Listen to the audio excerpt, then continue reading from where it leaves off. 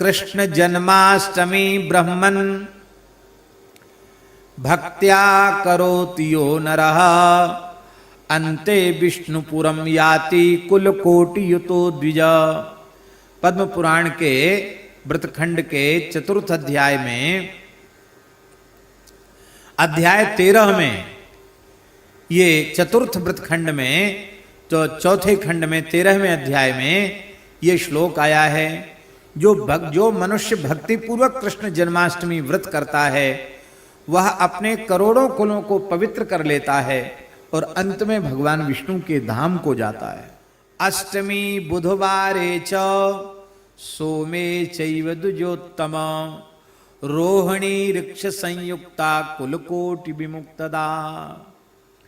अष्टमी भादों कृष्ण पक्ष की अष्टमी तिथि हो और सौभाग्य से बुधवार का दिन हो अथवा सोमवार हो, सोमवार की भी महिमा है, और रोहिणी नक्षत्र हो। सप्तमी विद्या जन्माष्टमी व्रत का बड़ा निषेध पद्म पुराण में किया गया, स्कंद पुराण में भी किया गया। सप्तमी विद्या व्रत नहीं करना चाहिए। अष्टमी बुधवारे च सोमे चैव द्विजोत्तम रोहिणी ऋक्ष संयुक्ता कुलकोटि विमुक्तदा। करोड़ों कुलों को संसार चक्र से छुड़ाने वाली है। महापातक संयुक्ता करोति व्रतमुत्तमम सर्व पाप विनिर्मुक्ता चान्ते याति हरे ग्रहम। महापाप से युक्त इस उत्तम व्रत को करते हैं वे संपूर्ण पापों से मुक्त होकर अंत में भगवान के धाम को जाते हैं। कृष्ण जन्माष्टमी ब्रह्मन् न करोति नराधमः इह दुःखमवाप्नोति सप्रेत्य नरकम व्रजेत।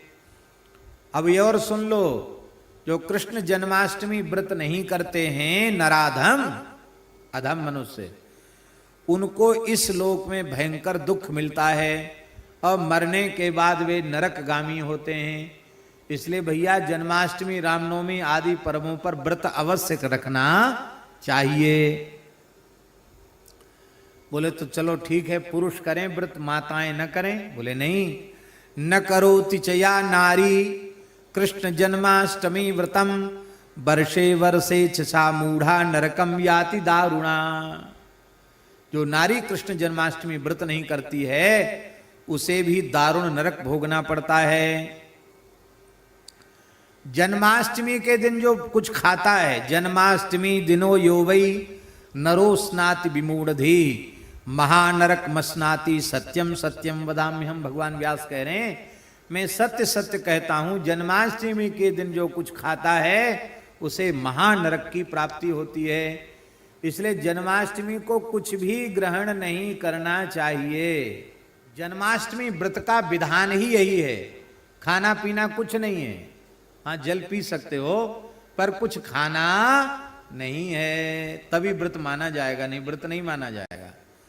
अस्नाति, इसमें यह नहीं लिखा है कि फलम अस्नाति या अन्नम अस्नाति, खाता है, कुछ भी खाता है, मुंह से कुछ भी ग्रहण करता है वो महानरक मापनोति।